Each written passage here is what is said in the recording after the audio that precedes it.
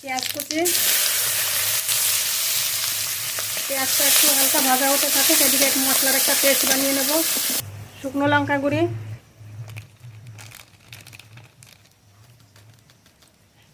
জিরে গুঁড়ি, ধনের গুঁড়ি, জল,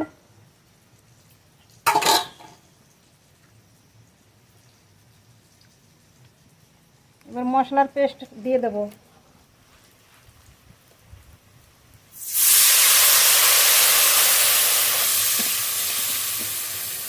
স্বাদ মতো লবণ, পরিমাণ মতো হলুদ গুঁড়ো,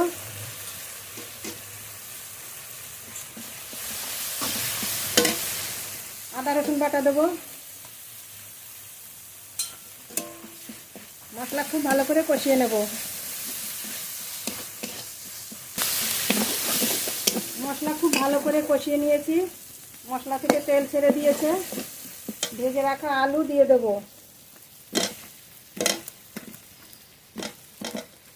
মশলার সঙ্গে ভালো করে মিশিয়ে নেব। এবার জল দিয়ে দেবো, জল। এবার খুব ভালো করে জাল দিয়ে আলু সিদ্ধ করে নেব। ঝোল খুব ভালো করে ফুটিয়ে নিয়েছি, আলু গলে গেছে।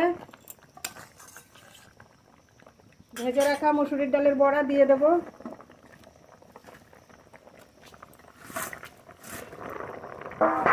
চেরা কাঁচা লঙ্কা, আর একটু খুব ভালো করে জাল দিয়ে নেব।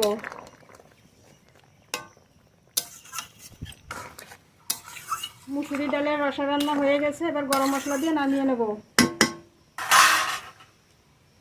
গরম মশলা,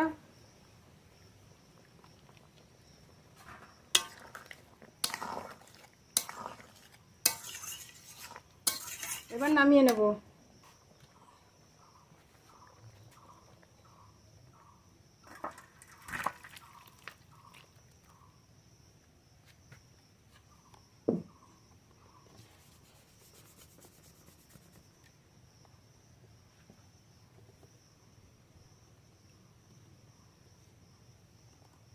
তো বন্ধুরা, দুটো রান্নাই তো আমার হয়ে গেছে, দুটো রান্নাই তো দেখলেন।